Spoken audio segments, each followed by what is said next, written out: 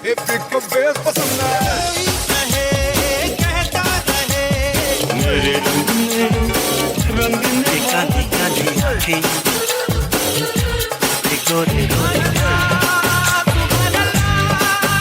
this is Asim. This is Sujoy. This is Amrita. And you're listening to Khandan, a Bollywood podcast about the three main Khans of the Hindi film industry. Amir, Salman, And Shahrukh. Hi, you're listening to Khandan, a Bollywood podcast regular feed. Thank you so much for your support over the years. We now have a Patreon channel with bonus content and exclusive merch for those of you who would like to support us. Every dollar goes towards creating more and better content. Visit us at patreon.com/Khandan podcast. Hi and welcome to a new episode of Khandan Podcast. My name is Asim Bernie and I'm joined with my lovely co-hosts Amrita and Sujoy. Hey Amrita, hey Sujoy. Hey everyone. Hi. ये कैसा हाय है? Proper सलाम करते हैं. हाजी सलाम.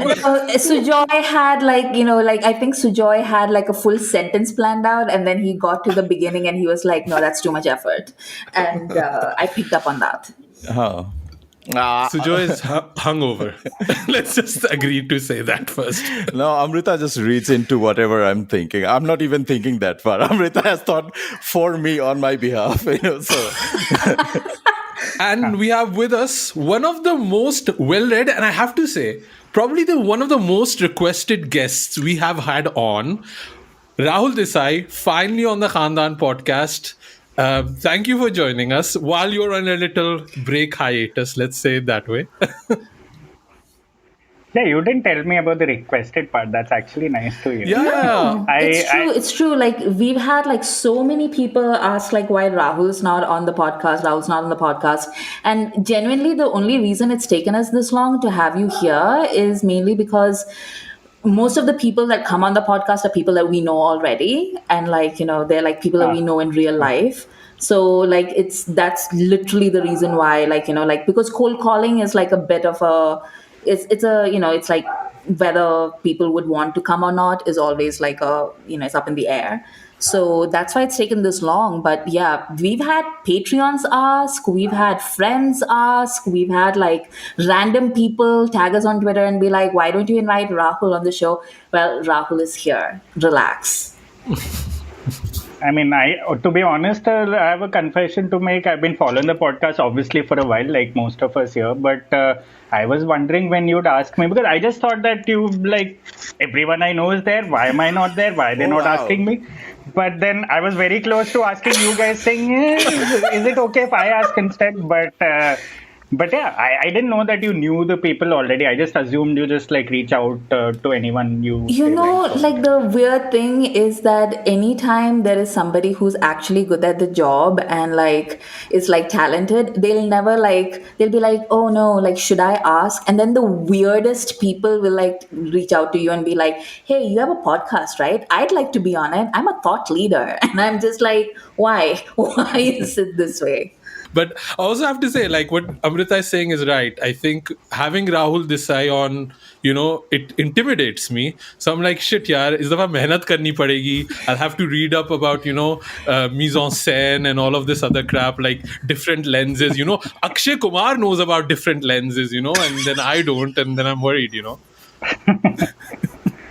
I mean, you already had Uday on your podcast, so I can't intimidate you. It's just not possible. I mean, if you think that, I think I'm second to that. So, but I'm glad to be here. We are very, very happy to have you on the podcast, Rahul. And we kept a biggie for Rahul. That's the other thing. We're talking also about a movie that's been requested so many times that we haven't covered yet. And I think we were waiting for the proper guest. We are discussing Darr. It's finally happening. So I wanted to ask you guys first, because obviously, Rahul, this was your pick. I knew you were not going to pick a Salman Khan movie. I knew that wasn't going to happen, It's not going to be Bandish or something like that, like that Rahul is going to be picking. But before you picked and I want to ask everybody this question: like, what are the scenes of Darr? Because we've all seen Darr; it's part of our life. We grew up with it. It's like a huge, massive movie.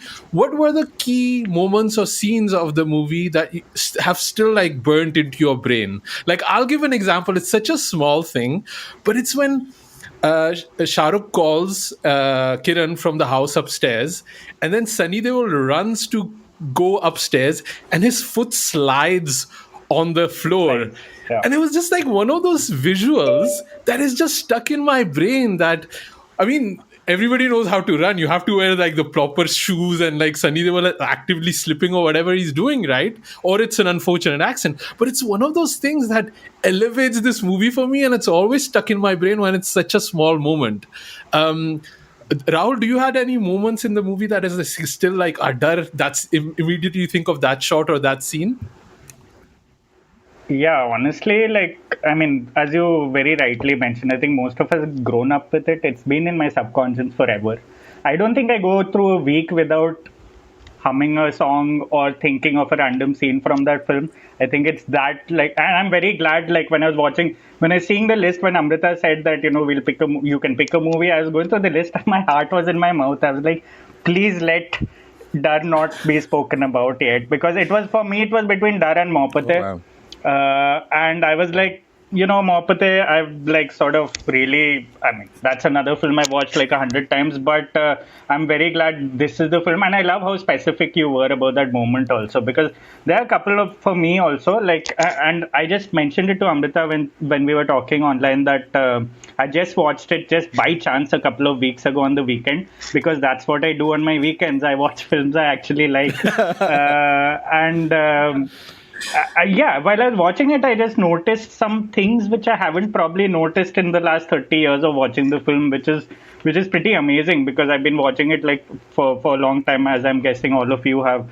And I noticed in the scene when Shahrukh asked Juhi Chawla to meet him, and she's like, okay, we'll meet, and they meet at the hotel, like, which is Holiday Inn, basically by the pool. I didn't realize it till much later that Anu Kapoor was sitting right behind them. And they mentioned that later on too, and I was like, why? Yeah, I could never connected on that.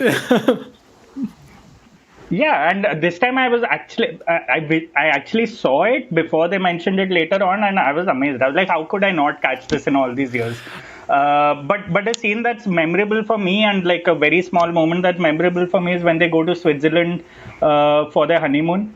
And I think that whole montage is going on of them like enjoying, Zurich and whatnot. And suddenly, when they are going by on a carriage, the camera suddenly stops behind a tree, and we see Shahrukh in this trench coat and hat, almost like he's a detective. And the music completely changes, the entire vibe changes, and that's a moment that's like really stuck in my memory, because my dad was like, when I watched it for the first time in '93, we watched it. It was one of the first films I've ever watched in a cinema hall. And when we watched it, then my dad started sort of whistling during that moment, and I got a little confused. I was like, isn't this guy supposed to be the villain of the film? And he was like, that is how you should look. Look at those glasses. Look at the trench coat. And I was like, yeah, that's true. I don't think I've seen anything cooler than this. And I keep watching that. If I have to watch a moment on loop whenever I feel like, I just keep forwarding to that moment and keep watching it. Yeah. So Joy, any things like any shots, any things that you kind of connect directly with Darr? I mean, when this movie came out, the whole promotion was around the whole stammering Kiran and the menacing laughter track of Shahrukh Khan, and the scene in the mirror where he, carves Kiran's name on his chest. I remember that very vividly. I also remember like 1993, that was like the sort of the early onset of cable TV, and we used to get like Darr on all the top 10 charts, and like how Jadu Teri Jadu name Jadu Teri Nazar. What's this? Yeah, Jadu Teri Nazar. That's a song. That was supposed to be the big hit of the 90s, right? And how it is projected as such a big romantic number, but in the essence of the movie, it's the creepy track, right? Tu haan kar ya na kar. And I remember Shahrukh's purple shirt. in Tu Mere Samne, that being like everywhere, and him like just sliding on the snow and then crashing. And the one scene that I specifically remember is the chase scene between Sunny Deol, and not the holy one, but after that one, when they Yeah. run through Chopati, and then it like the whole chase scene, how it's shot, and then the one scene where Shahrukh just literally dives headfirst into the pole. Pole, yeah. That was nuts, man. Like, he would give it everything. And yeah, of course, the whole thing about Shahrukh running and also bloody Shahrukh, that all of that is here. Yeah, I want to talk about that running scene later on. Yeah. Amrita, any key scenes, shots, songs that you connect with that? So, whenever I think about Darr, the first scene that pops into my head is that picture of like Juhi Chawla that he has projected on his wall. And then the way that he is so tactile with that wall whenever he's like in front of it. And for me, it was also just sort of reinforced because years later, I heard Shahrukh give an interview about that particular scene. He talks about like how. So the first time you see that, you see the projection on the screen is when he's talking to his dead mom, right? And then her photo is like behind him.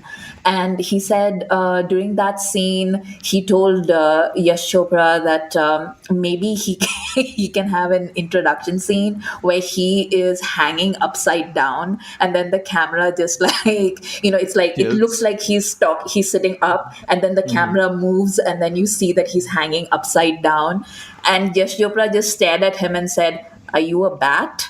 And Shahrukh was like, "That's the last time I tried to give any kind of advice to Yash Chopra," and I immediately knew my place. And that is like this. Like I'm sure we'll talk about this later, but this is just so nice to see a movie made by a competent director who knows what he's doing.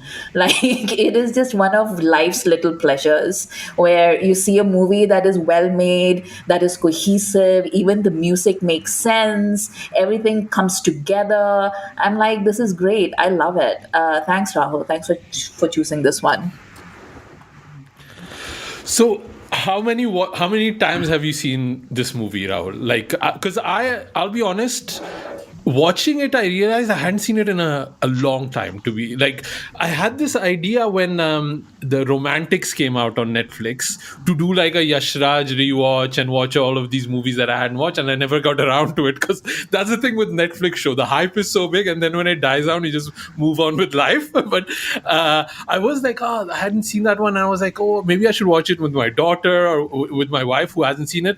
They have not seen Evil Shahrukh. They've never seen an Evil Shahrukh movie. They've only seen Mohabbatein, K3G. And I was like, wow, that's so crazy, right? But yeah, it's crazy that this is the Shahrukh that we got introduced with, right? Like the gangly, weird hair, floppy head, smokes, cigarette stained teeth Shahrukh. And now you have six-pack, long hair, Also, like this era of Shahrukh, he used to do a lot of acting with his Adam's apple. Like, every single scene ends with the Adam's apple moving up and down, and that used to sort of punctuate his sentences. It was the big thing for me how much he has changed and how much also we have changed with him, right? Like, so for me, I had not seen this movie in ages, and I had not seen it in such a good print. I think for a while, because I think Netflix has an upgraded print. But Rahul, you revisit this every other week? Is that what you're saying? You just constant or? No, I mean, I'd not say every other week. It was just a coincidence that it happened at the right time this time. But I'd say at least twice a year because, like, Like, I've been watching it for 30 years now. I first watched it when I was 8. So, yeah, do the math then. Like, it's probably over 50 Wow. times, I guess. And there's sometimes I obviously just go to specific moments like we just mentioned. I just feel like it sometimes, like if I'm maybe a couple of beers down and at night I come back after meeting someone and I was like, you know what, I get nostalgic. It's good time to maybe look at another Shahrukh film, and I end up watching either Darr or Rabne Bana Di Jodi, or one of my favorites all the time. So and it's interesting you mentioned that so many of the new age fans haven't seen Shahrukh the way he started. And it's amazing because Bazigar and Darr released within a month of each other, and I can't imagine a more shocking introduction to a lot of us, at least back then, because I hadn't seen his first few films before that, and this was my introduction to Shahrukh, as I'm guessing it was for a lot of people. And I can't imagine liking the Shahrukh today without knowing the Shahrukh that was there in the 90s, without the pre DDLJ Shahrukh. I can't imagine it. If I had to just start watching his career, say after DDLJ also, not forget like after like 2010. In fact, it'll be very difficult to like him if you start watching him after 2010. It just, I'm very fortunate that I think we were like, I was born around then, and I was a 90s kid. So, and after a while you start to doubt it, because you're like, how much of it is nostalgia, how much of it was actually good. It was very interesting to hear Amrita say right now that it's a well-made film, and it's such a nice change to see it. But honestly, it's aged well. Like, there are so many things that should not work, like Shahrukh speaking to nobody in general, to the mirror, to himself. He did it in Bazigar, he did it in Darr. No other actor can pull that off. It's just the most stupid exposition device ever. And if I saw it today in a movie, I'll be like, you're kidding me. But for some reason, when I watch it in Bazigar and Darr, and the way Shahrukh does it, it's also because his characters are crazy, obviously, so it works. But the way he pulls it off is really different. And I don't think I've seen sort of psychopaths played like that in Hindi cinema since. I was actually thinking, sorry, I'm just gonna interrupt you, Asim, for a second. I was actually thinking like this, this particular film falls into that early starter pack of Shahrukh films where the other person, like that plays opposite him, clearly believes that they're the hero of the movie. Like Dar, Bazigar, even Kabhi Haan Kabhi Na, like he is clearly like he is not in any way, shape, or form the protagonist. Everybody in the film knows it. Everything around the film is very much structured that, like Shahrukh is not the protagonist. But by the time you finish watching it, we're all like Rahul's dad. We're all just like, look at him in the trench coat. He's so cool. That's the guy that I want to be. It's amazing. That's just pure star quality right there. I have an idea for a T-shirt saying "Hum sab Dalip Tahil hai." So niche. Your t-shirt ideas. कोई नहीं खरीदेगा. That's usually our conversation. Sujoy comes with this t-shirt idea. I was like, dude, we're not even selling the Katrina Kaif ones. By the way, visit Redbubble, buy a t-shirt, support our work. हम सब दिलीप तायल है. Guy, I just told you my daughter has not seen that. Dilip Tayal कहाँ से आया? But I want to ask you this specifically, Amit. I think one thing that Darr did, because it was as far as I remember, it's probably one of the first obsessed lover stalker movie. And then it really launched this genre, right? Like there were so many after this, right? Before this, I don't remember necessarily it being this way. Like if you were a stalker, you were the villain. You were Shakti Kapoor. You were, You were Ranjit. whoever. Exactly. You were not Shah Rukh. Mm-hmm. But I think this movie also warped our sense of love and romance. Did it to you, Amrita? Did you want a Shah Rukh in Darr? Not, I'm talking about Shah Rukh from DDLJ. Because I remember guys were doing the whole wo meri hai, wo meri nahi hai, wo meri hai, wo meri nahi hai. The whole cutting body parts. Okay, nobody was doing it maybe on their chest. 100% people were doing it on their arms. I have seen it. I know this was happening. Yeah. So was there ever a moment where like, that's the kind of obsession I want? Honestly, no. I'm usually the kind of person that just wants her boyfriend to have their own life and just like leave me alone a little bit. And then we'll come back when we're happy to hang out with each other. So, no, the obsession, clinginess wouldn't work for me. This is the Farooq Sheikh discussion we had last time, basically. Yes, Rahul, like you weren't here, but like Asim was sounding off about like how he doesn't understand why Farooq Sheikh is such a big, like everyone talks about Farooq Sheikh all the time, and I was like, yeah, that's the difference between men and women. Like women will absolutely understand with the appeal of a Farooq Sheikh. Um, Anyway, so no, I did not want a boyfriend like Shahrukh in In Darr Dar, yeah.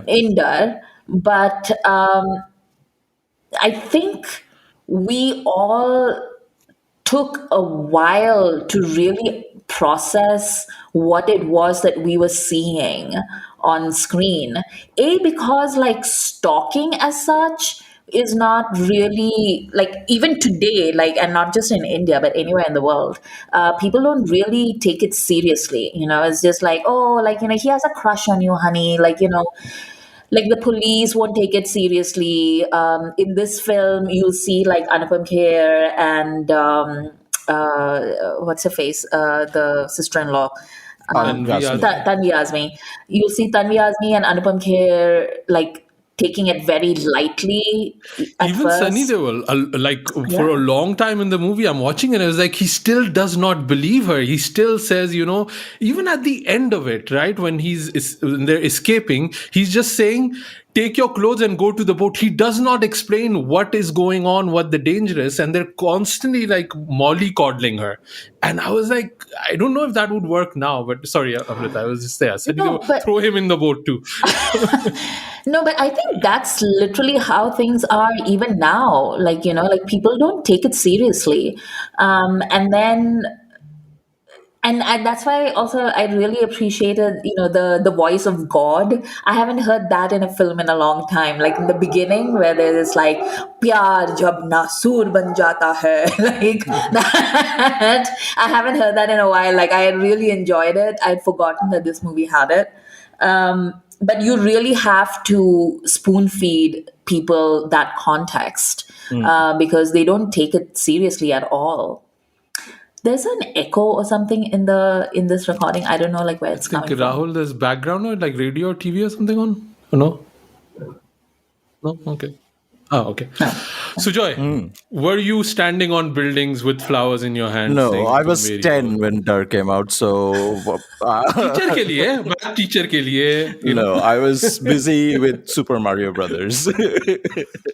Wholesome bacha. That's what Very Master studious Joy. and very nerdy. I think this movie then only hit me at the right age. Things were going on, hormones were in full, you know. Yeah. Okay. So, Rahul, man, I want to talk to you about Shahrukh as a star here, right? Like I don't know, like I don't think, like, because we're discussing this recently with our video essays. We did one on our YouTube channel on Amitabh Bachchan. Amrita's working on one on Madhuri that's going to be coming out soon.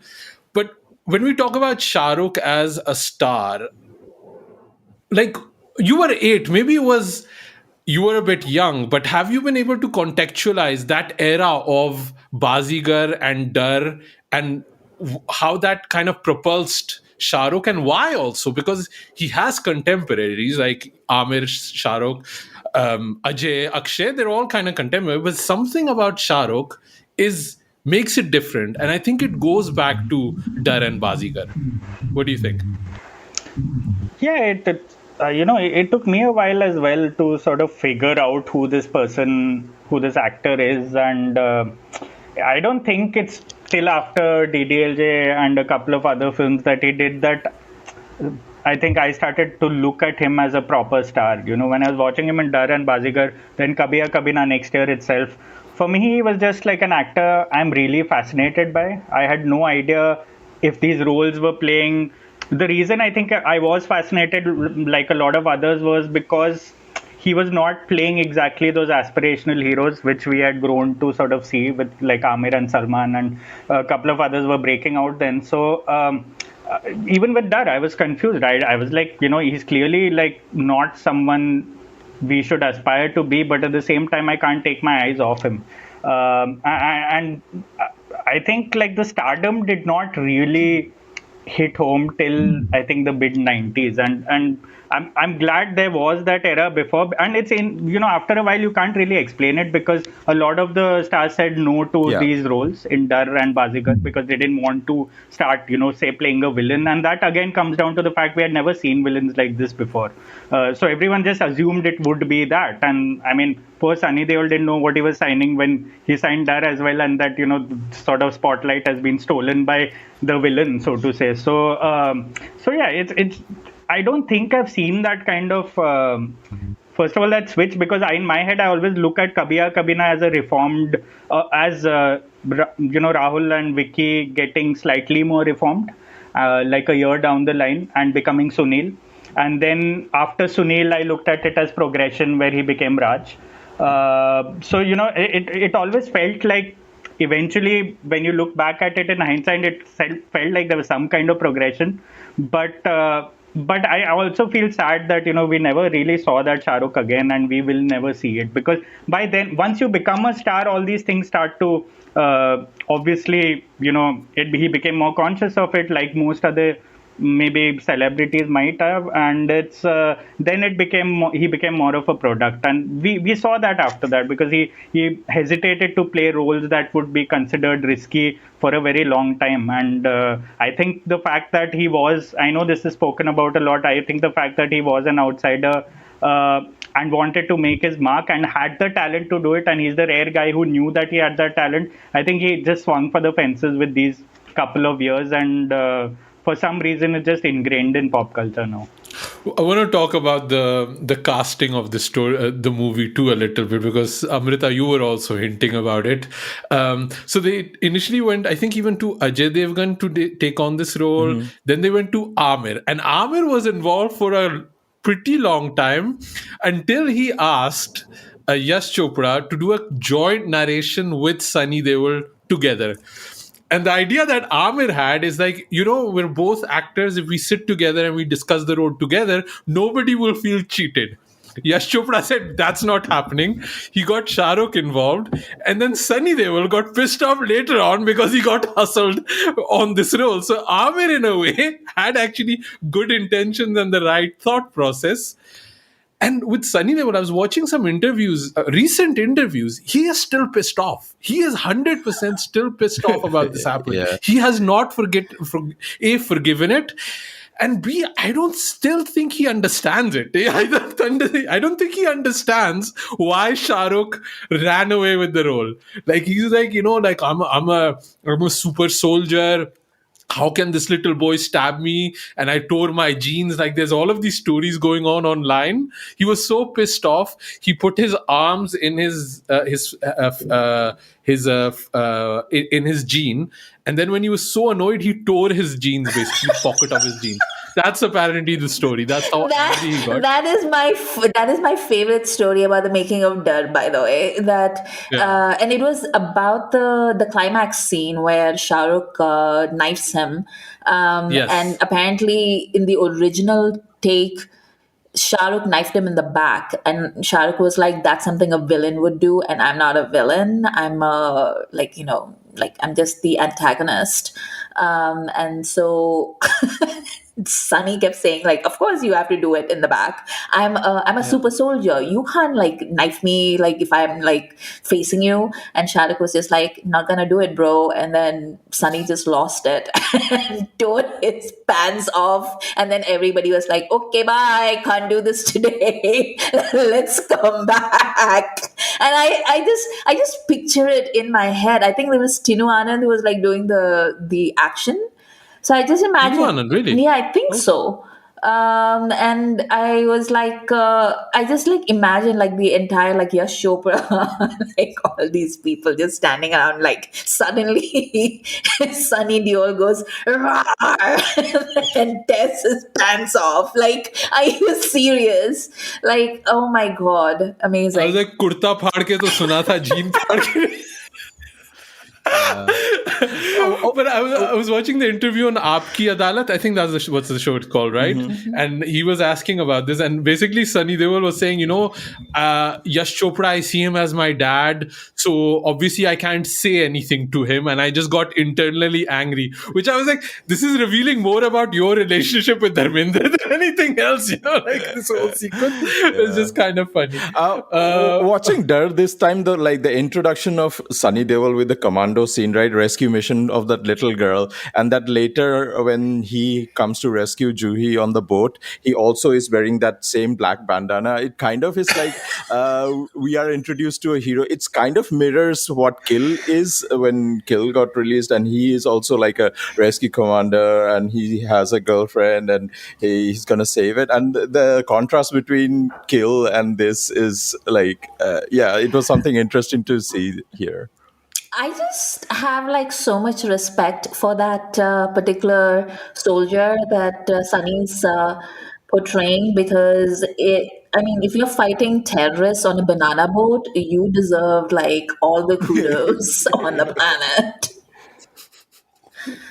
I was just thinking when this time I was rewatching it, it was like because they were on the boat for a long time. They were like in the morning they came because he woke her up, go to the boat in the morning, and they're still there till the evening. And it started raining, and it got dark, and all of that. Yeah, and I was like, he swam to the boat, right? So it cannot be that far. So in my mind, I was like, he was just looking 8 hours for the bandana. He was like, bandana कहाँ pack किया था? यार, किरण ने सारी packing की है, मिलता नहीं कुछ.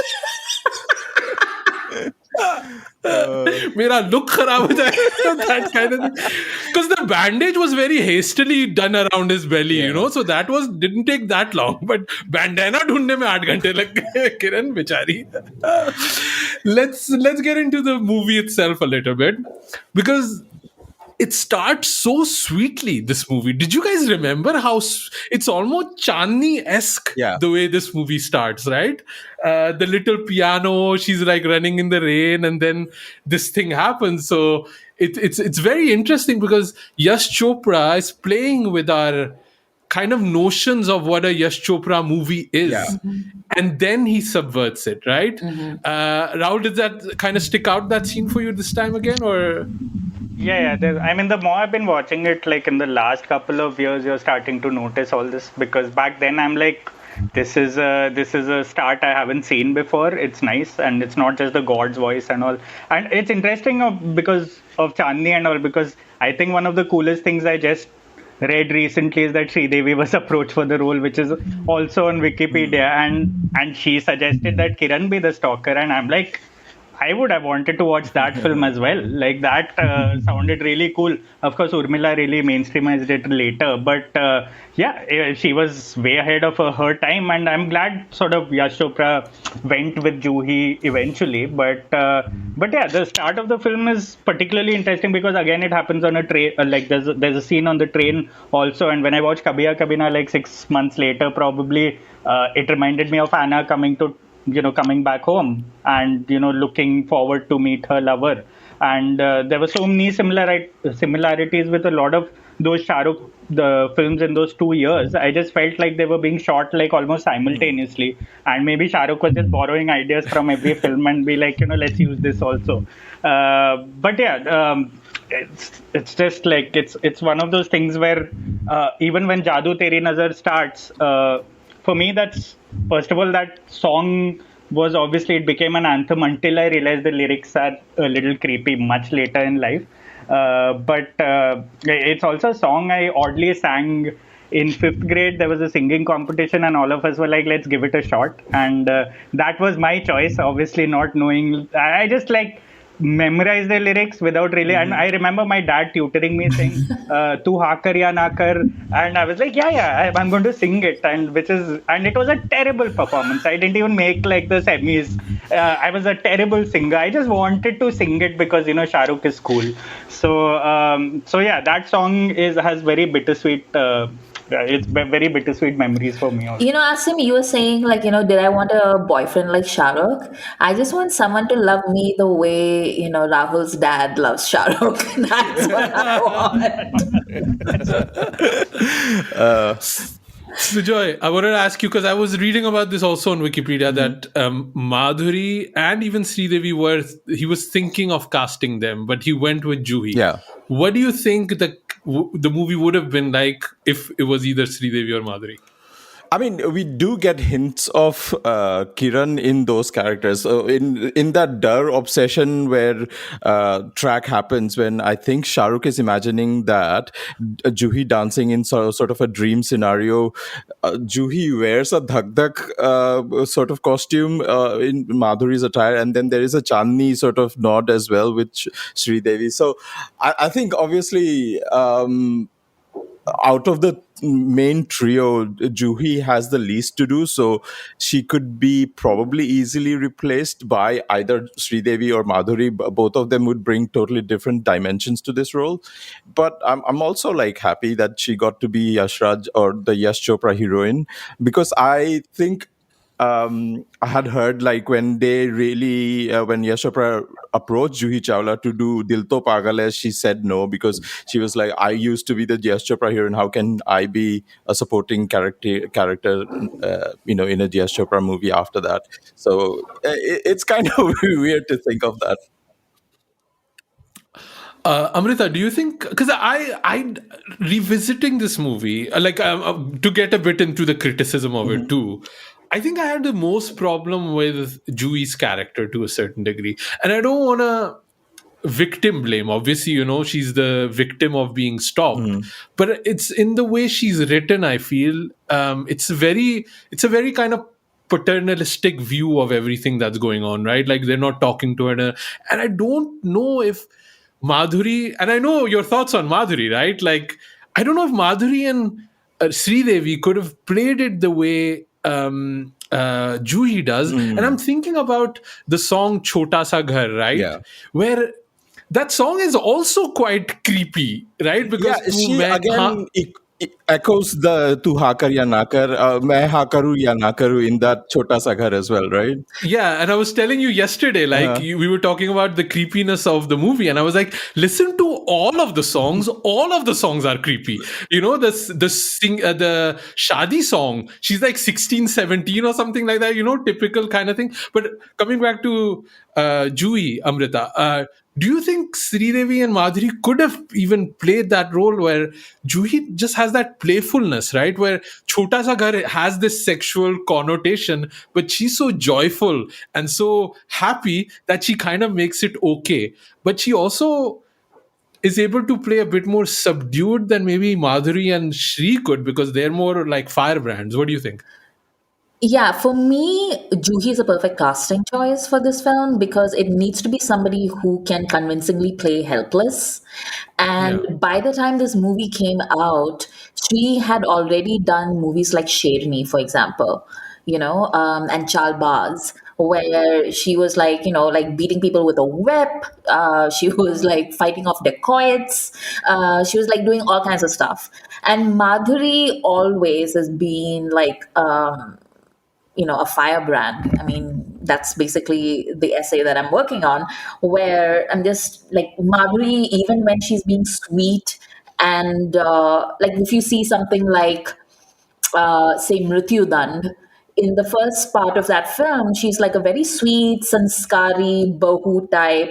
But when things come, like push comes to shove, she just turns into this firebrand all over again. So she has that key to her, whereas Juhi has always been exactly what you just described. She's just joyful and beautiful and sweet. She's very soft spoken. And you believe her when she feels like she is in danger and she's helpless. I don't know if I would believe that Sridevi and Madhuri are helpless, because like even like Anjam came out like maybe a year after this movie, and even in that, like Madhuri is helpless, helpless, helpless, and then she's like, "I'ma kill you." Like Yeah. that's the Madhuri arc. And Juhi never has that moment in this movie. She never even has the a moment where she figures it out and she wants to escape. Yeah. Even that she doesn't do, because they have established that she's a really good swimmer. She's swimming laps left, right, and center. The moment Shahrukh drives off the boat, why doesn't she jump in the water? I was like, but it's the conviction of Juhi's performance that she's really in shock that, he's dead, Sunny is dead, and what's happening. And she still hasn't figured out that Shahrukh is the one until he does the Kiran. And I think it requires a certain performance from Juhi that only Juhi could do. What do you think, Rahul? Yeah, it's true because the difference between Juhi and Madhuri is exactly what Amrita said. It's the difference between Darr and Anjam. I like it exactly that because Madhuri has the same arc in that film till a certain point and she explodes after that. I haven't seen Juhi. The oddest part about it is that she went on to play the same role like a couple of years later in Darr, where you have like Arbaz Khan trying to do a Shahrukh to not good results. But I think my favorite out of the copycats was Dastak. Dastak. I don't know if you've seen Yeah, it. Sushmita Sen. With Sharad Kapoor and Sushmita Sen, and they ripped off a lot of music in that film. Of course, when I was a kid, I didn't know it. I really enjoyed that soundtrack, and I thought Sharad Kapoor could be the next Shah Rukh at some point. Sharad Kapoor also thought he could be the next Shahrukh, I think.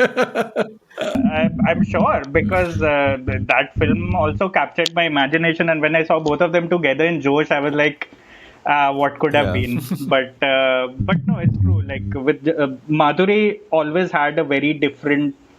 Even the way she was cast in most of the films where she was sort of a survivor or a victim, it was always very, very different from the way Juhi Chawla even chose her roles over the years after that. And that was, it's odd you mentioned the swimming because that was a terrible joke that Sunny Deol played on her in the swimming pool. Like, I would not be with that person after that. Like I was watching the whole movie. I was like, Sunny Deol as a character in this movie, I would not get along with this person. Like everything he says, does, like I was like, we would not vibe. We would not be able to chill like together. This is not my kind of person. Yeah. But yeah, what do you think, Sujoy? What do you? We haven't talked enough about Sunny Deol. What do you think of Sunny Deol? Obviously, he has this great reveal intro scene where he's like super commandoing on through the ship and things. What do you think of Sunny Deol? I don't know. Like, I've never rated him as a great screen presence, to be honest, other than the whole, like, I'm going to occupy every single inch of the screen just by the weight of my scream or the width of my chest.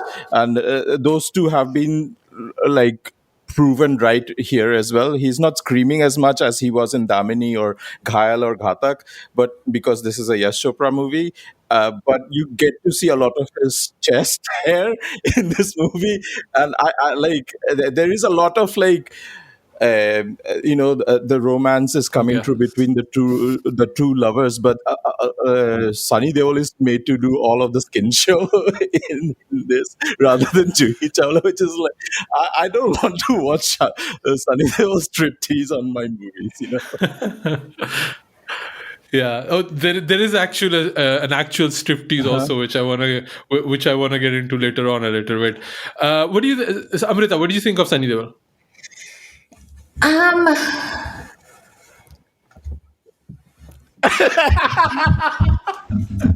I like the pause. Dramatic posing them. so Has there ever been an evolution in Sunny Deol? I feel Yes. it's always the same Sunny Yes, Deol. there has. So one of my, I genuinely do not remember where I picked this piece of information up, but I've mentioned it to like multiple people, and it just blows everybody's mind because they're all just like, "Are you sure?" And I swear to God, it's true. Sunny Deol is a RADA trained actor. Like he actually went to Okay. RADA, and he Radha or Radha? Did he just go to Radha Institute of Acting? he yeah, it's just, and I think I think it is our friend Jay who like once was reading like some sort of like interview with Sunny where he was talking about like Dharmendra coming back from shooting abroad with all these classics, like cassettes. And they were watching like French and Italian cinema at home, and the idea of the deals like sitting at home and like watching Truffaut is just like amazing to me. But if you watch Sunny's first like 5 years of his career and you watch like his movies, right? They're obviously they're 80s movies, so they're just action movies, but they're action movies with a bit of thought behind them. They're not mindless violence like the kind that Dharmendra was doing, for instance. And they're actually like really interesting, and they're interesting not just from like a male perspective but also from a female perspective. Like there's this one movie that he did with not Poonam Dillon, like the Tabu's sister, Farah. Farah. Farah, yeah. And it's just like it's this really twisted story about like how his stepmother wants to sleep with him, and like he's in love with this girl, and like there's like all these things happening, right? But it's really interesting the way that he plays it, and he's so cast in the mold of the noble hero.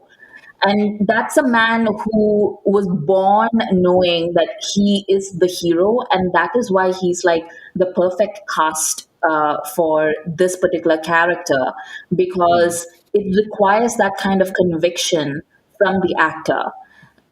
There is never like a doubt in this character's mind that, like, is he doing something wrong? Is he doing something, like, does the other guy have a point? There's never any of that stuff. He's just like, I am right. I make these terrible like jokes and like pull terrible pranks on my terrified girlfriend.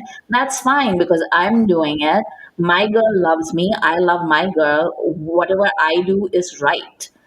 Yeah, And that at some point he also even cracks the joke when like the Rahul character tells Sunil that I have a lover who just got married and the next plan is I'm going to kill her husband, and he's like, oh yeah, hui na marto wali baat, and they clap hands. And then at the end, when Rahul tells him at the very end that your problem is that you're a very good man. Right after he like like knifes him in the stomach, um, it requires somebody like Sunny to play that character for that line to land the way it does. And so and that particular scene, by the way, that scene right where he knifes him, the way that Shahrukh plays, that scene where he is sort of like cringing back and he's almost like Golem, he's just sort of like, he turns into this creature, like his body language completely changes while not just when he's getting beaten up, but also like after he thinks he's killed Sunny. The way that he like half crouches while he's talking to the body, like that whole scene is just one of the most terrifying things that happens in the film. And for that to happen, like the way that Sunny falls after being knifed, it's just, he's just very much like, like the noble character that has been He felt. can't believe it. He cannot believe Yeah. that this has happened to him, Yeah. Hero right? कैसे And मर that's how सकता he. है Yeah, yeah, He's having that exactly. meta And moment of hero कैसे मर सकता है And I think I don't know if it was RGV or like who it was. Like but one of the directors once said that like if you cast the right person, that's like 80% of your job done. It doesn't really like the acting is just the cherry on top or something. And I truly believe it. And like this movie is like a really great example of that. And I'm coming from like watching the Ajay Devgan movie in which Shantanu Maheshwari plays the young Ajay Devgan. So I'm really thinking a lot about casting on this episode. Watching this movie also, it made me think somebody should write a paper about therapy within the Indian cinematic context. Like, because I was thinking about it, because the whole reveal is happening where Shahrukh is talking to his mom. By the way, was there a shot? I don't know. I remember where you see the phone is unplugged, or was that not in Darr? Yeah, yeah. Was that shot there? Because I didn't see it yesterday. what shot No. I don't think there's a shot, but like I think you can see it yourself, like that the phone is not. Yeah, it's not like Maybe it's just a my yeah. memory of it. I don't know. But it was just funny that then, because obviously he's talking to the doctor, I love and that then scene. Dalip Tahil goes goes to the doctor, and then the doctor has to reveal to us that the mom is dead, right? Yeah.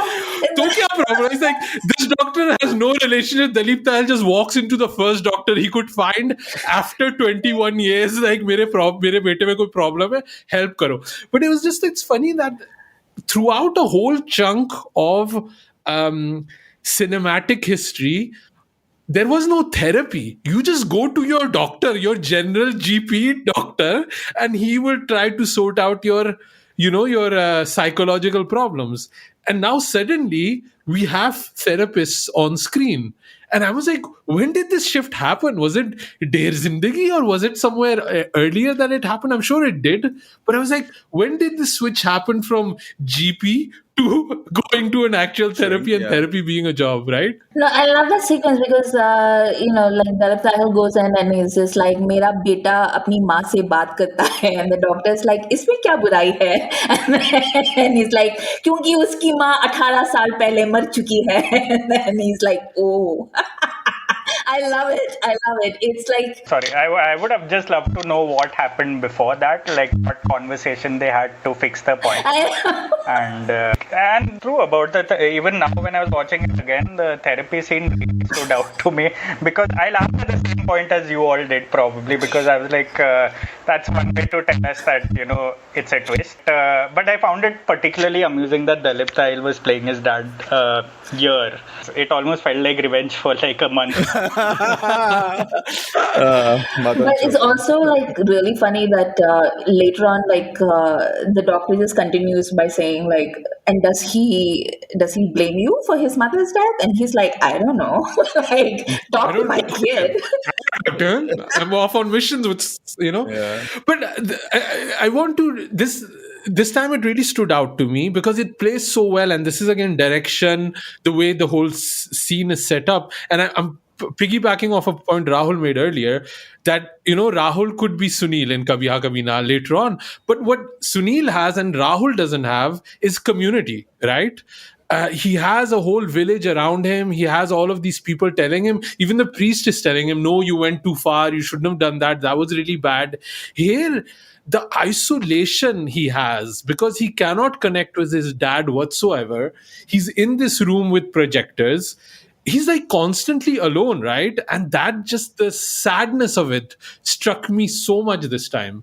I think it's just really well done the way it is. And the other thing that he also does, Shahrukh, and I think this is where the magic of Shahrukh happens, is that the character believes so strongly that his love is the pure love, right? And it really stood out to me when he calls Kiran. He's like, don't marry Sunil. He wants to keep you captive in a cage. I went to, like ख्वाबों के दरीचों पे, and I was like, wow, almost I believe it. I was like, maybe Kiran should marry this other guy. ख्वाबों के दरीचे, like. But it's interesting to see that both of them, passed in the same class, right? They went in the same year, like Kiran and Rahul, and Kiran is married off. So what's the background of Rahul, right? What poetic education? How is he so fluent in shairi? And where is this idea of romance coming into him? Be an artist, and that's really disturbing. We've seen enough failed artist stories over the years, and it is interesting because it happened just a couple of months after college or wherever they were, where they were trying to pass off Switzerland or Simla. And I always constantly wonder about these little details, like what was Shahrukh like? Did he have a career? Would he have a career? Did he ever have to, like, what was Juhi's sort of deal also in life? Is Sunny Deol the only person who's working? Because even he's not working, because every time he goes to Dalip Tahil like, take 2 months off because you were successful. The Navy will not be pleased to know all this. But also, like, because Shahrukh, not only in that film, even in sort of Bazigar before that and then Kabhi Haan Kabhi Na later, it was never really sort of defined what really he did. Like even in Bazigar, his entire job was take over the Chopra empire. Like that was his job. It didn't matter what his real vocation was. And Kabhi Kabhi Na, of course, the whole struggle was that, and I like that the film made it about that. But and it doesn't matter with an actor like him. After a while, you're like, yeah, he probably reads poetry on the side. He probably watches a lot of films. He probably watched Cape Fear just before that, for all you know, and got inspired by that. So yeah, I constantly find it fascinating because this is a criticism we used to have our movies later in life, saying what do people do in those films? What are the jobs? What are these professions? Are they there at all? And I don't think I found myself wondering here because I believed every word that Shahrukh said myself. Let's get into the songs of this movie, because obviously it's a massive soundtrack too. We talked about Jadu, Teri, Nazar, and all that. Like also the picturization. Like again, we were talking when we started the show. We talked about certain shots in the picturization that stood out to me. And the other shot I always remember is when in Chota Sa Ghar, when she opens the door, she walks out and she's suddenly in the Swiss Yeah. Alps. It's such a beautiful shot, right? Like it's so well made. And I think the entirety of this movie, watching it again now, I was thinking, it's very classic Bollywood. Like it's not in any way, shape, or form nouveau Bollywood, or anything that happened after Ram Gopal Verma or anything like that. It is very much silsila or whatever else you want to call it. But the treatment of the theme is quite fresh, right? Like stalking and the way it's done, a lot of the action sequences, the way the dream sequences are shot, even the kind of callback value to his own movies, like when they're having the shadi song, they explicitly mention no chudiya in it as a chandni, right? So these two elements make this movie so fresh, but otherwise it's just classic good steady Bollywood filmmaking, But right? also, like, sort of, what's the reverse of a throwback? Like a throw forward to, like, when Dil To Pagal Hai has the Are Re Are theme happening, when, Madhuri keeps hearing that whistle tone and it's Rahul singing or whistling somewhere in the midst. And that's supposed to be the two Dils meeting in the end and the two lovers forever. And here you have the mouth organ theme of Jadu Teri Nazar as the sort of connection between the stalky and the stalker, which is kind of weird that that motif remains in the Yash Chopra movies. And then obviously the apartment or the house or the room view of, Yeah. it's a very stereotypical Sharmishta Roy design that the Yash Chopra That's heroine. the apartment that Sunny gets for them. That's the same layout as Dil To Pagal Hai. Yeah, It's yeah, yeah. It Karishma's is. apartment. That's exactly the Yeah, studio. yeah. Yeah. I thought that was the part where they kill Kalpana. I was like, is this where Kalpana got killed? But also, like, the same sort of bedroom where Juhi lives in before she gets married is kind of the same setting as Madhuri's room in Dil To Pagal Hai. You can see the terrace and the rain happening in the background and all of that. It's very Yash Chopra. Like, this is a Yash Chopra movie. Again, like, it's so elevated from everything that came out in this era. What was your favorite song, Joy? My favorite always has been "Tu Mere Samne" for some reason. It's not because, like, it's the dream of the stalker or whatever, but it's such a lovely song. Like, the drum beats of this song are so hyped, and then Udit Narayan's voice, man, and yeah, I love this song. I mean, that's my favorite song also. That's by far, like, it's also like, first of all, it's an incredibly romantic song if you take away the fact that what we know about the film. Also, there's such a big distinction between the the songs that feature Shahrukh and the songs that feature feature Sunny and Juhi. Like, it's totally two different soundtracks. For the longest time, I thought it was the Anu Malik soundtrack. Only a couple years ago, I was like, okay, this is heavy duty shit, because it's actually Shiv Kumar Sharma and Hari Prasad Chaurasia, and I was like, okay, that is not supposed to be a Bollywood film. And we know that from the way they use tabla throughout, not only the chase sequence in these songs. It's incredible. Like, the fusion of two totally different worlds is crazy. And of course, Shahrukh's songs are, for me, obviously the favorite song, because the other part of the film is basically Yash Chopra's film. So Amrita, standout songs for you? Yeah, this one, "Tu Mere Samne" is far and away the best song on the album. Like, there's no contest. But "Jadu Teri Nazar," obviously, like, it's like, yeah, as Rahul said, it's interesting that both the two men get such different songs. And that is also one of the things that really stood out to me, because this is a movie made by a man who understands that music is integral to the classic Hindi cinema film, and knows how to use those songs to further the narrative. Yeah. So when Jadu Teri Nazar plays in the beginning of the movie, it really sets the tone for what is to follow. But also, you never get to see Shah Rukh's face throughout that Yeah. song, right? But it's Yeah. like in the folklore of the legend that is Shah Rukh, that is a Shah Rukh song now, because it's obviously only Udit Narayan singing. And speaking of, how Sunny Deol must be, feeling pissed off after what Darr became and what became of Shah Rukh Khan after this movie over the years, I don't like, he must get so pissed off whenever like Jadu Teri Nazar plays on the radio, or he comes across that tune and he was like, this song always follows me in some way, some form. Bless him. And then there's also the dance that Juhi does in the rain, where Yeah. like it's just, Obsession. It's called yeah. obsession, like a perfume, Again, like, it's such a classic Yash Chopra thing. Like, like, there's Yeah. one in Chandni, there's one here. There's one like, in Lamhe as well, right? yeah. Dil To Pagal Hai, like, Yeah. all of them have it. Yeah. And Juhi. So there's obsession, there's envy in Dance Dil of To Pagal Envy. Hai. Yeah. Yeah.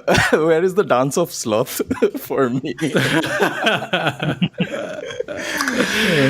Any Lovely. And it's really funny because the Sunny Deol songs sound kind of dated. Like the Chota Sa Ghar and everything. It just sounds like Yeah. dated in a way that Jadu Yeah. Teri Nazar and Tu Mere Samne don't feel like. And it's very interesting to me the way Chopra and Shivhari use the music to complement the storytelling. The only false note for me was like somewhere in between. I think like when Sunny Deol gets on his little banana boat and goes to fight the terrorists. They do like I don't know. Top Gun, Top Last yeah. of the Mohicans, Yeah. and Top Gun are like just straight up ripped off. Yeah. And it was also funny because Also, like clearly in the Indian cultural night where they have the masquerade ball, they play Richard Marx from some reason. Yeah. Such a throwback of that era, right? yeah. And also, like, the story keeps changing how this movie was conceptualized. Sometimes they watched Cape Fear, sometimes they never heard of Cape Fear.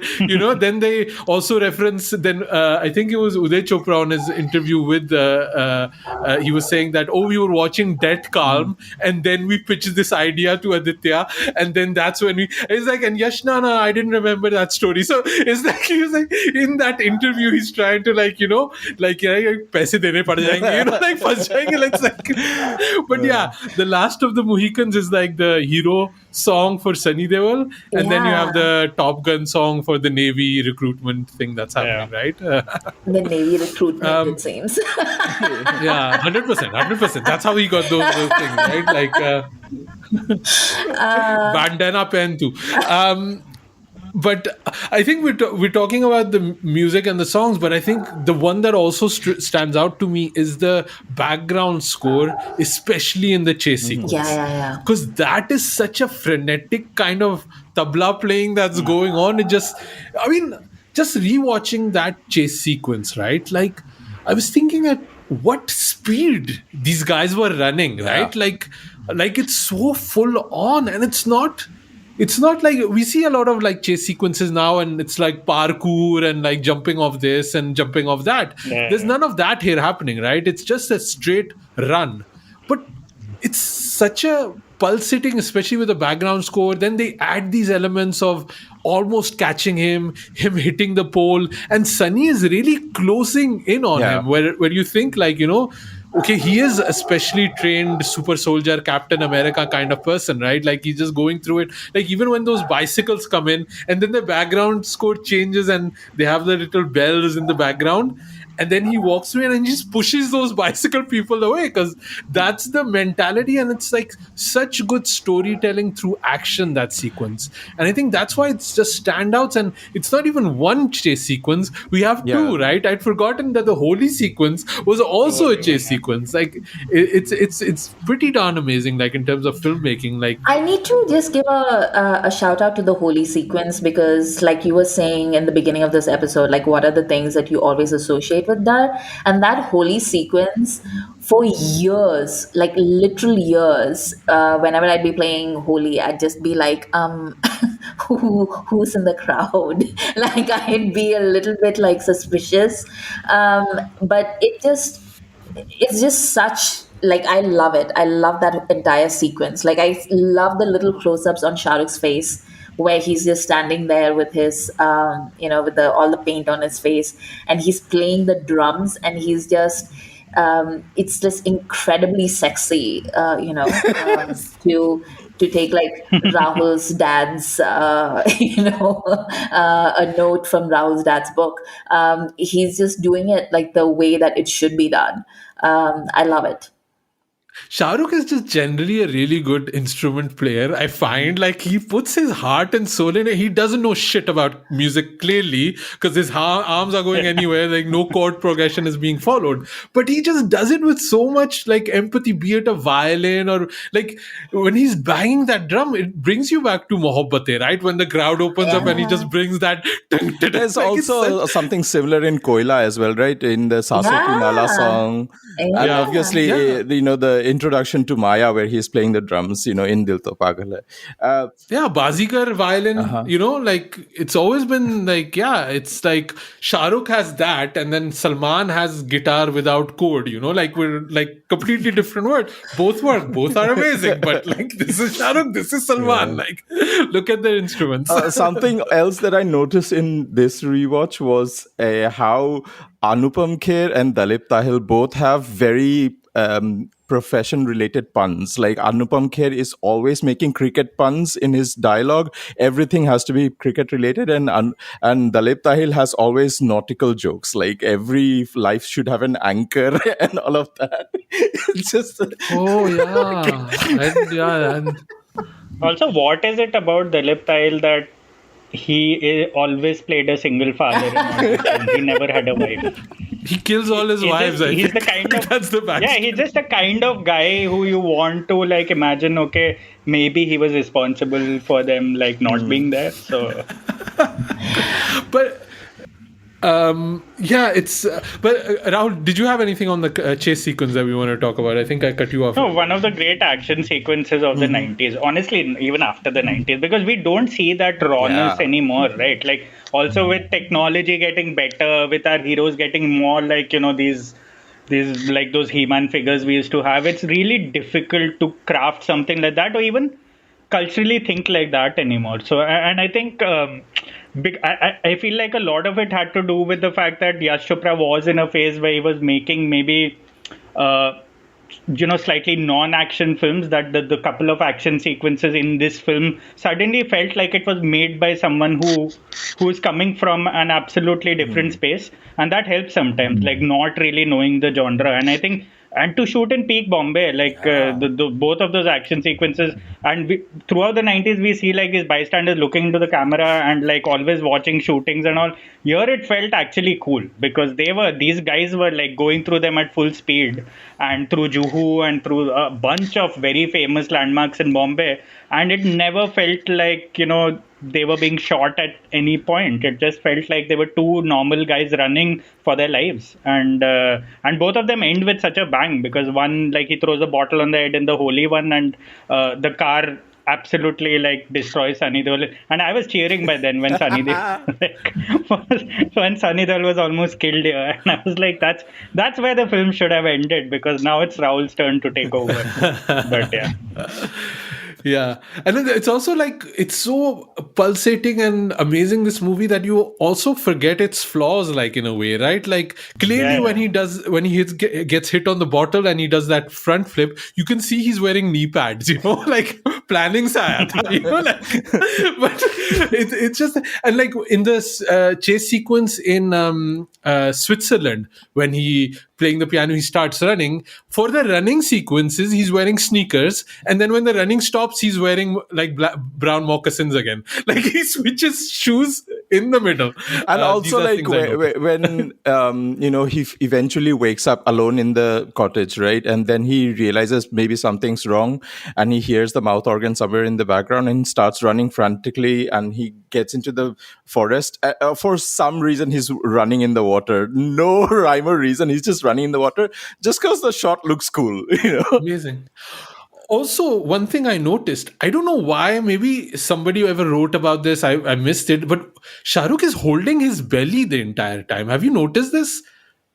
So there's a like I don't know if it's true or not, because maybe it just like I was a kid and it just stayed in my head. But someone told me then that I think while shooting Darr he broke his hand. I think it was his left or his right hand, whichever hand he was like holding his tummy with during Tu Mere Samne. Yeah. I thought the hand was fractured basically, and he was still not willing to stop shooting Wow. basically.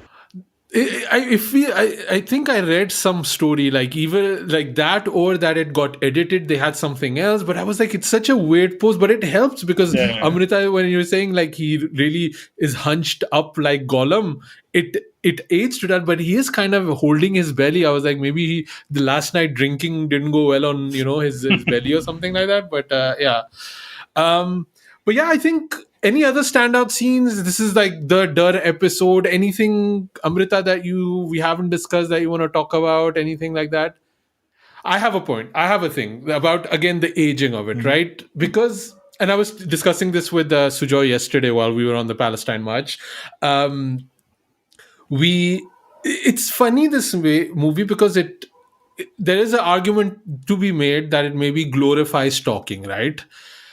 But it's also in this weird way about where all of the lyrics in the songs are also about glorifying weird stuff towards women, like ang se ang laga de, like chota sa ghar. Like, all of these have lyrics where are slightly creepy, but I find, because Yash Chopra, Sunny Deol are of that era, it's not supposed to be creepy. But I feel when you rewatch it now, this is a movie that can get cancelled very quickly by, being overly sensitive to certain things. But I don't know, did any of that ever stand out to you while you were rewatching? It definitely jumped out for me, especially how they also treat Kiran. Like I feel Anupam Kher. I remembered how much I hate Anupam Kher's character. A, I don't like cricket. B, I don't like Anupam Kher. And I was like, maybe I never liked Anupam Kher. Maybe there was a moment he, Kuchi and popopad me into thinking that I like the guy for DDLJ. But maybe I never liked the guy. So I was like, hey, he's very, very annoying in this. No, I generally don't agree with all the children when they're talking about like XYZ is glorifying, ABC in this movie, because 99.99% of the time they don't understand what the word glorify means. And depiction is not the same as glorification. The only way that you can say that this movie glorifies stalking is because Shah Rukh Khan is doing it. And Shah Rukh Khan is just an eminently watchable actor, and people just connect with him in a way that is completely otherworldly. Like, that is just what stardom does. So, and when he was cast in this movie, he wasn't even like the Shah Rukh Khan. He was just like some kid that walked in off the street. So I don't think like that's what this movie was trying to say whatsoever. It's very clear all throughout, and especially towards the end, that Rahul is a deeply disturbed individual, and that nothing good can ever come of it. And it would be a waste of time and effort to even show him pity, because that's what Sunny does right before he gets knifed in the stomach. And then Shahrukh just makes like, subtext into text and says that, like, आपकी परेशानी ये है कि आप बहुत अच्छे इंसान हैं, like you shouldn't be such a good person, especially to me because I'm golem. And I think if you are watching this on a very superficial level and if you're just completely media illiterate, then you could make that case. But if you can actually watch a movie and try and understand what it's trying to say, I don't think you'd ever think that this movie is trying to glorify stalking. And I say that even though, like, I grew up in India in the same time that you're talking about us, and where like people were like writing letters in blood and all that nonsense, right? And that was definitely propelled by this movie. But I think this movie basically portrays that mindset, which was not created by this movie. This movie is a reflection of a mindset that previously existed. I think that's the difference. Yeah, when you said Rahul is a deeply disturbed individual, I was like, I've heard that line before. But it's true. First of all, this was, I think, the first film he was named Rahul before he reformed my name, and I was happy for that. But I totally agree with what Amrita said about the glorification part or the lack of it, because it is the fact that Shahrukh played this role, and he wasn't the Shahrukh we know then, right now, and there's not the little fact that he died in most of these films. If you even want to look at it from, say, from a perspective of 2024, saying does the character sort of get rewarded or get punished for what he does, and which we saw in Animal last year. He got away with everything, which we saw in a lot of films. They get forgiven for being the way they are. Apart from the fact that he was mentally ill in this film, Shahrukh died in Bazigar, he died in Darr, he died in Anjam. These were some of his most powerful roles because of how good an actor he is, not because he's trying to sell the character to the country. And it's very much a film of its time in terms of how Juhi Chawla is written, or how Anupam Kher as an older brother, which I can't sort of get my head around, sort of treats her, or Sunny Deol doesn't take her seriously, but it works in context of the theme of this film. Like it entirely works, because at one point I found myself thinking that what Rahul is doing to her or saying to her is not very different from her normal environment. How internalized the sort of patriarchy is in her normal household. He's a heightened version of that, and he thinks that is fine because that's the sort of setting he's grown up in himself. He has only a father, he has no mother, he's probably the only child himself. So yeah, I mean, it has to be looked at in context of everything, and it's very easy to get outraged about the 90s films right now. But I will never get on board with the Shah Rukh Khan sort of films being criticized for the same things that Ranbir Kapoor films are being criticized now. Yeah, I was actually I thought of that because I was watching that long ass Ranbir Kapoor interview that's been going on. I haven't finished it because it's like 70 chapters. Sujoy, man, any final words on Darr? Because this is a 90s movie, and there are no mobile phones or cameras, and I was thinking, how would it play in a world where we are constantly connected, and like cyber stalking and all of those profile stalking, etc. How would Rahul in a 2024 world as a stalker, obsessive lover would be? And I think I saw like on the Wikipedia that Darr 2.0 was supposed to be like a web series that Y Films were supposed to make, but it eventually got shelved, and it was trying to delve into that world of cyber stalking, digital crimes, and all of that. And also the kind of funny side to that is there is a song in one of my favorite shows as Crazy Ex-Girlfriend called Research Me Obsessively. If you guys haven't heard that one, it's such a great song. But it also talks about being an obsessive lover, but from the female perspective. So yeah. So yeah, all of that. I think they talked about this also in Ek Villain Returns with Tara Sutaria and Arjun. Only Kapoor, you watched that movie. Yeah, even I did. I like how I started this chat like I'll watch pulpy movies and never talk about it, and then I'll tell you that I've watched Crack Equivalent karega to Returns. jeetega or whatever. Rahul's like, I had a job to watch it, and I didn't do it. Yeah, I was just going to say, why would anyone else watch it? But You stand corrected. I remember I had a flight to catch like in a couple of hours after watching Equivalent Returns, and to turn in the review within like before the flight. So I was spending most of my time at the airport writing on my cell phone the review of Equivalent Returns and questioning whether I made the right life choices and whether it's all worth it at all. Like, do people even care anymore? What am I doing with my life?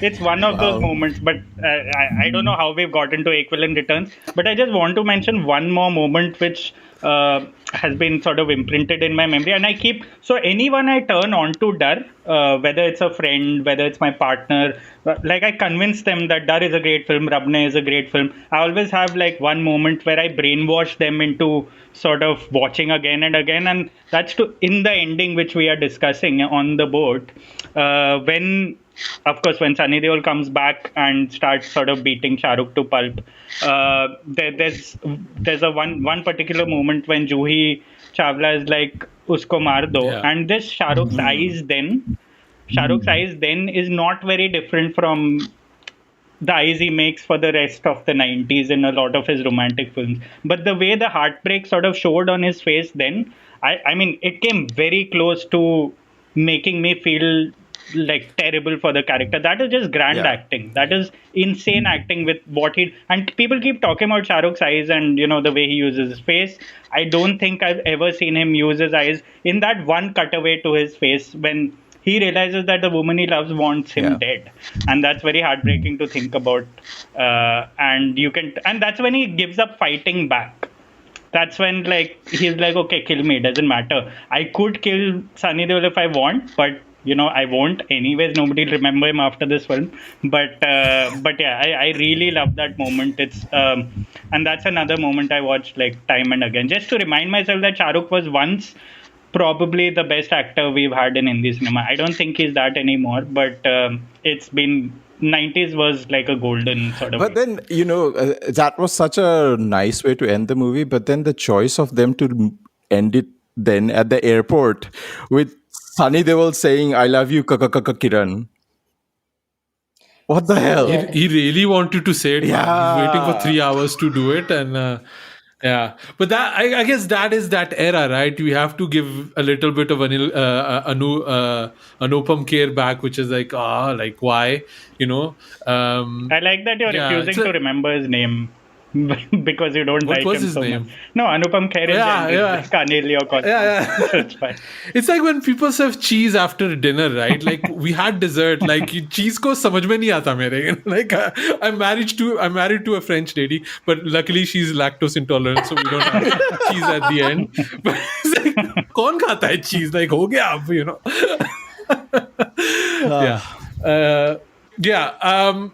I think that because I'm not an actor, right? Like I have no acting bone in me. But when you see something like that, it's like, how do you do it? Like, how do you do? Like, it's really makes you wonder about how good he is. I'm really happy we rewatched Darr. I think I'm really happy that we waited for Rahul to be on the show to talk about Rahul. So I'm really happy that you joined us. Rahul, man, where can people find you online at the moment? Right now I'm just on Real Reptile on Twitter. Not a lot of writing happening, but hopefully soon I'll get back to it. But yeah, thank you for having me. It's been great, and I think it was meant to be that we discussed that. We came very close to Mohabbatein, but I'm glad we didn't also. So. I would have taken Mohabbatein, man. Mohabbatein was the movie I used to make my Gora friends watch all the time. Like, it's so random, right? But I was like, this is what Desi love is. Like, mar gayi, phir bhi nahi chhodenge. Minus, you learned Hindi watching Mohabbatein. Watching Mohabbatein. Like, I always had, I grew up in Gujarat, so it was very broken Hindi. English was always my language at home, but I learned filmy Hindi through Mohabbatein, through Aditya Chopra's dialogues in that film, which is really underrated. It was, I mean, just one anecdote before. This is not a Mohabbatein podcast, but my 10th boards was in the same year as Mohabbatein. And one of the essays we had to write there was Bail Ki Atmakatha, which was like autobiography of a bull.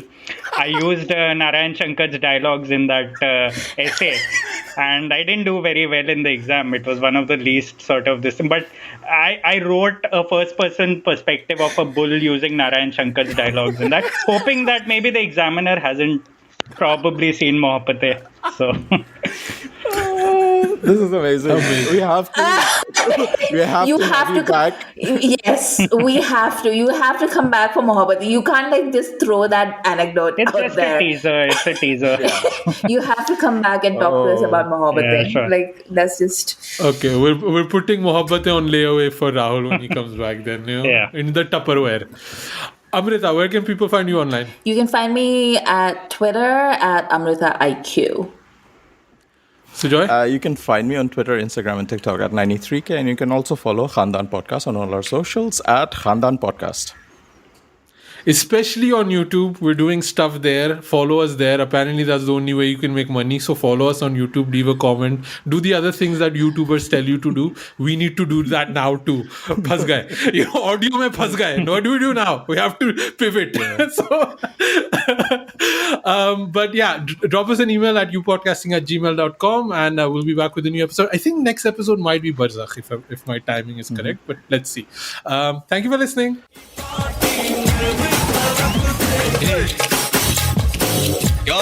Khandan podcast और acting